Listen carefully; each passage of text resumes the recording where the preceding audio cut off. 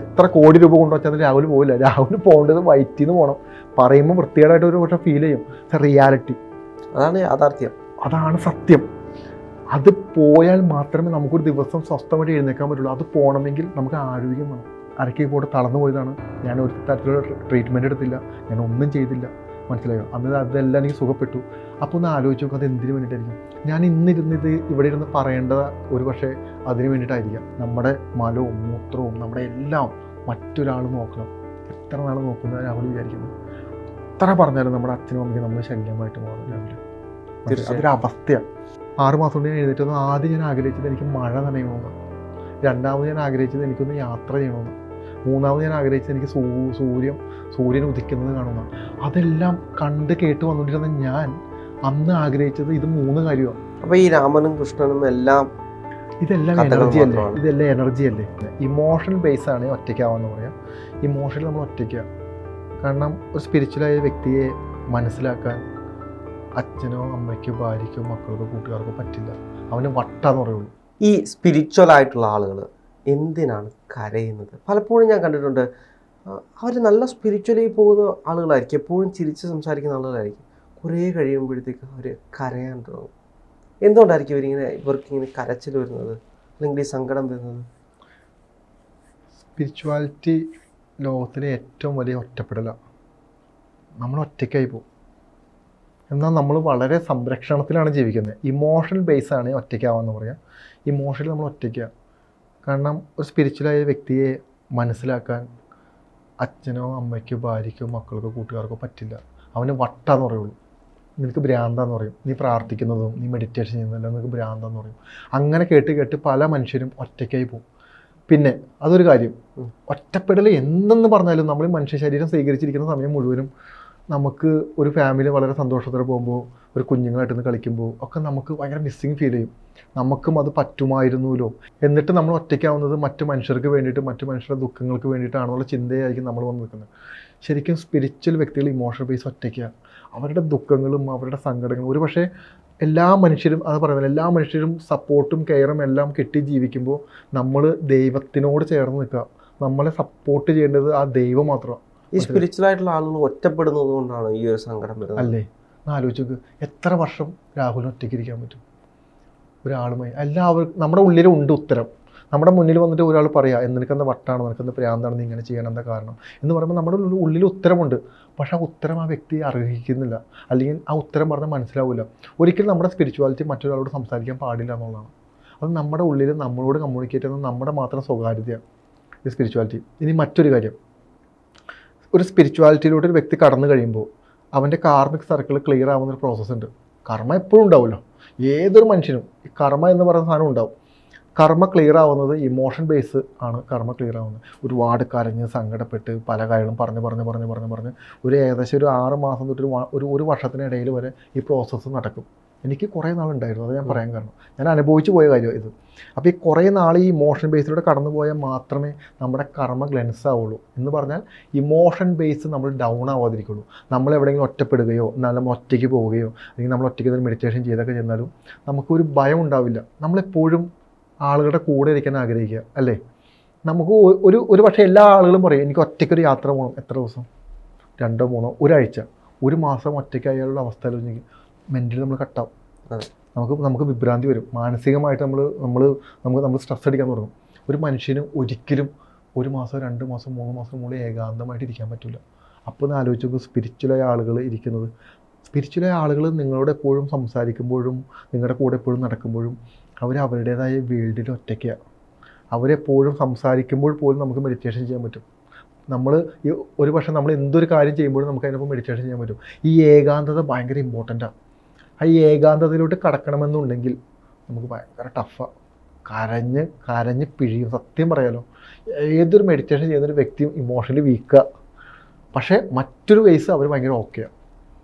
മനസ്സിലായി? മറ്റ് പല കാര്യങ്ങളിലും അവർ ഈ പറയുന്ന സ്പിരിച്വലായിട്ടുള്ള പവറിലാണെങ്കിലും അവരുടെ കമ്മ്യൂണിക്കേഷനിലാണെങ്കിലും എല്ലാം കൊണ്ടും ഭയങ്കര ഓക്കെയാണ്. എനിക്ക് തോന്നുന്നു ഇവരെല്ലാം ഒറ്റയ്ക്കിരിക്കുമ്പോഴാണ് കരയുന്നത്.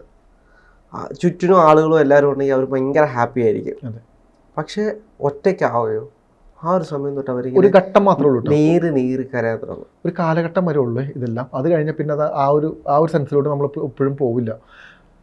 പലപ്പോഴും ലോയലാവാന്ന് പറയില്ലേ, ഈ ലോയൽറ്റി എപ്പോഴും നമുക്ക് വരുന്നത് നമുക്ക് ആരുമില്ല, നമ്മൾ ഒറ്റയ്ക്കാണ്, ഒരു നേരത്തെ ഭക്ഷണം തരുമ്പോൾ ഉണ്ടാകുന്ന സന്തോഷം, നമ്മുടെ കൂടെ നമ്മോട് സംസാരിക്കാൻ വരിക, ഇതൊക്കെ ആയിരിക്കും സ്പിരിച്വലായ ആളുകൾക്ക് ഏറ്റവും കൂടുതൽ സന്തോഷം കിട്ടുന്നത്. നേരത്തെ പറഞ്ഞ കാര്യം വളരെ കറക്റ്റാണ്. ഒരു മനുഷ്യനെ ലോയലാക്കണമെങ്കിൽ, ഒരു മനുഷ്യനെ അവൻ്റെ സത്തയിലോട്ട് തിരിച്ചു വിടണമെങ്കിൽ അവൻ എന്തില്ല എന്നുള്ളത് അവന് പൂർണ്ണമായിട്ട് മനസ്സിലാവണം. എൻ്റെ ഇല്ലായ്മ എനിക്ക് മനസ്സിലായാൽ മാത്രമേ എനിക്ക് സ്പിരിച്വലിലോട്ട് കടക്കാൻ പറ്റുള്ളൂ.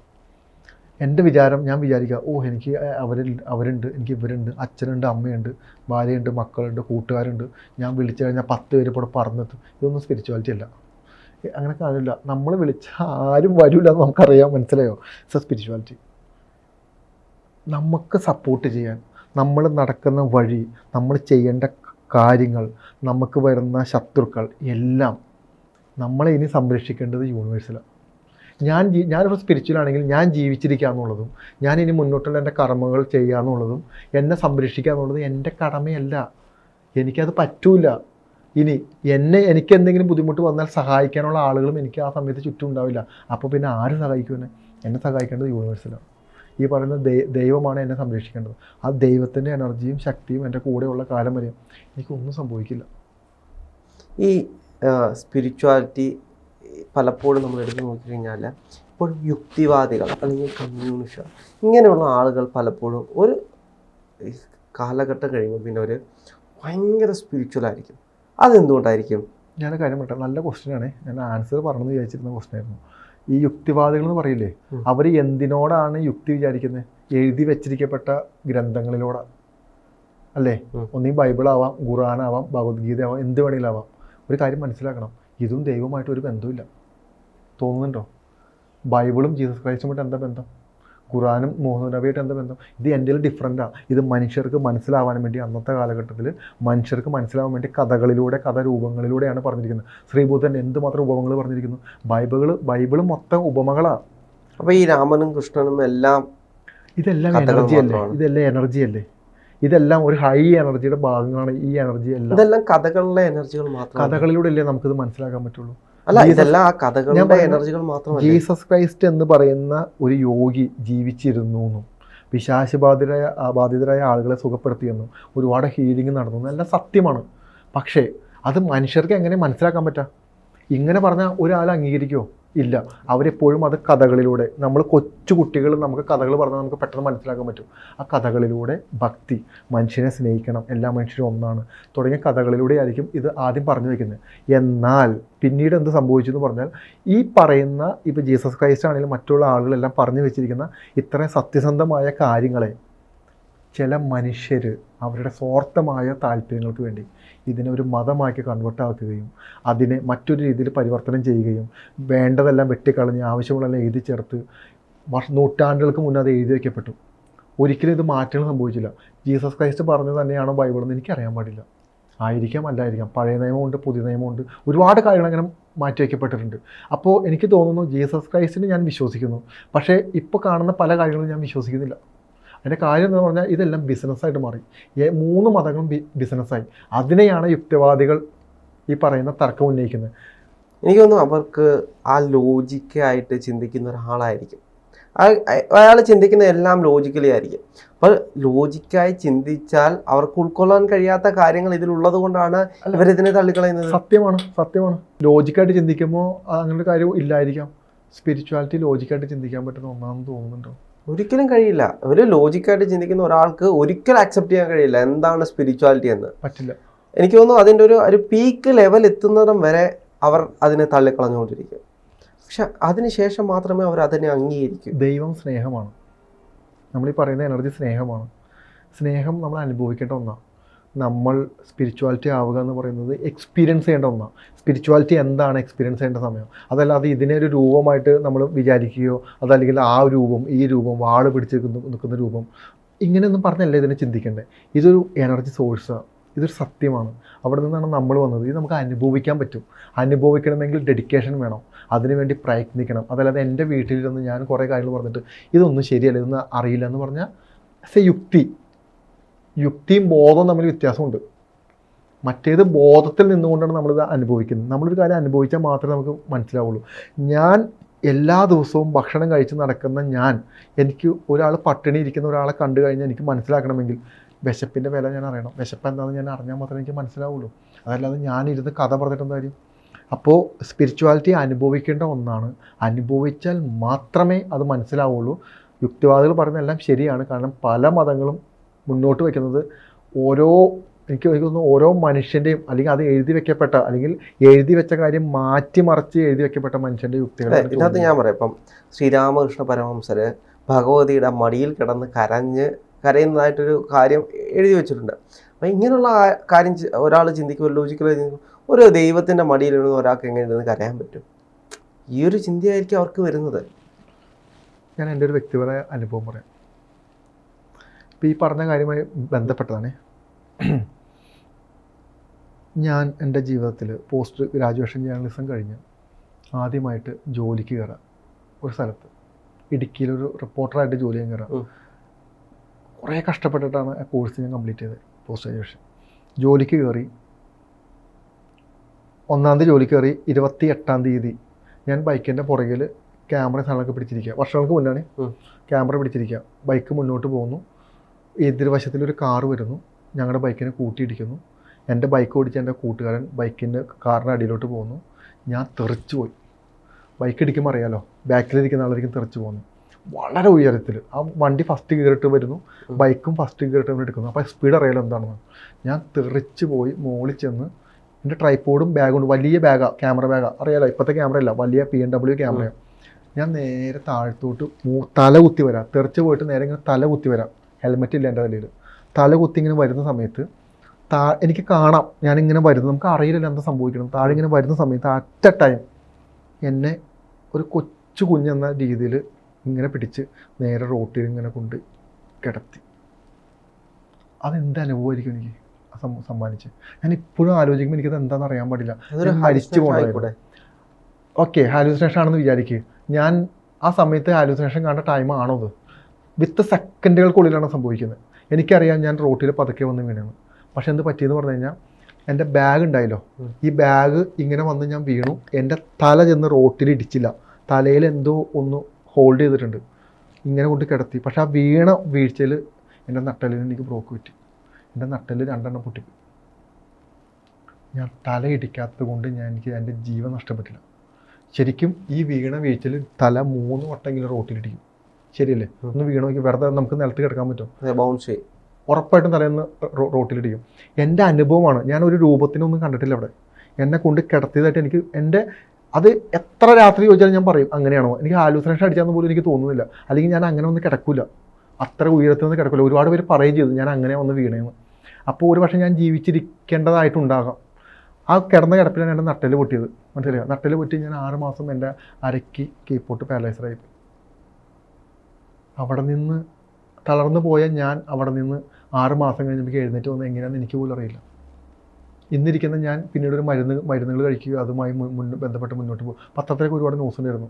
ഒരുപാട് മുന്നോട്ട് പോയി ചെയ്തിട്ടില്ല. ഇന്ന് എനിക്ക് അതിൻ്റെ യാതൊരു പ്രശ്നങ്ങളില്ല. അരയ്ക്ക് പോയിട്ട് തളർന്നു പോയതാണ്. ഞാൻ ഒരു തരത്തിലുള്ള ട്രീറ്റ്മെൻറ്റ് എടുത്തില്ല, ഞാൻ ഒന്നും ചെയ്തില്ല. മനസ്സിലായോ? അതെല്ലാം എനിക്ക് സുഖപ്പെട്ടു. അപ്പോൾ ഒന്ന് ആലോചിച്ച് നോക്കുക, അത് എന്തിനു വേണ്ടിയിട്ടായിരിക്കും?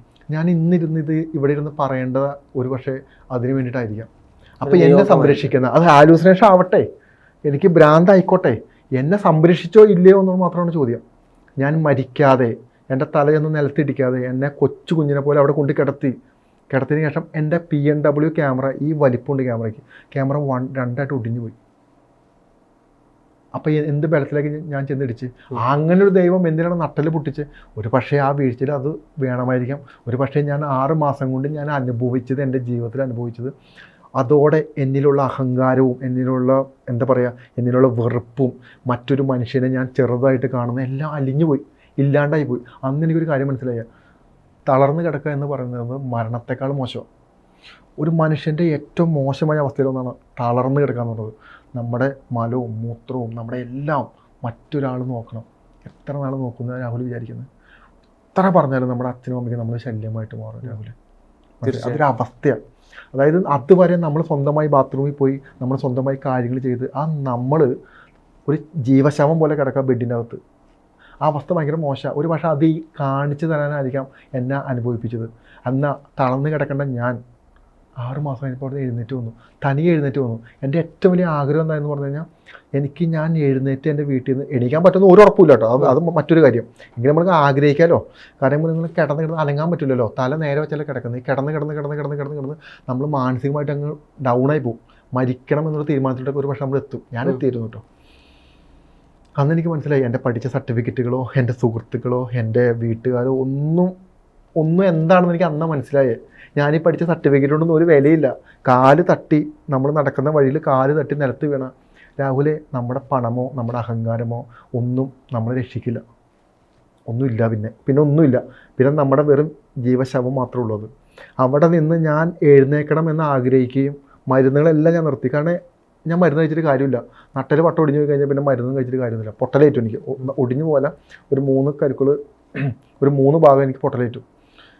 6 മാസം കൊണ്ട് ഞാൻ എഴുന്നേറ്റ് വന്നു. ആദ്യം ഞാൻ ആഗ്രഹിച്ചത് എനിക്ക് മഴ നനയണമെന്ന്. രണ്ടാമത് ഞാൻ ആഗ്രഹിച്ചത് എനിക്കൊന്ന് യാത്ര ചെയ്യണമെന്ന്. മൂന്നാമത് ഞാൻ ആഗ്രഹിച്ചത് എനിക്ക് സൂര്യൻ ഉദിക്കുന്നത് കാണുന്ന. അതെല്ലാം കണ്ട് കേട്ട് വന്നുകൊണ്ടിരുന്ന ഞാൻ അന്ന് ആഗ്രഹിച്ചത് ഇത് 3 കാര്യമാണ്. ഞാൻ എൻ്റെ വീട്ടിൽ നിന്ന് ബെൽറ്റ് ഇട്ട് കാല് കുത്തി.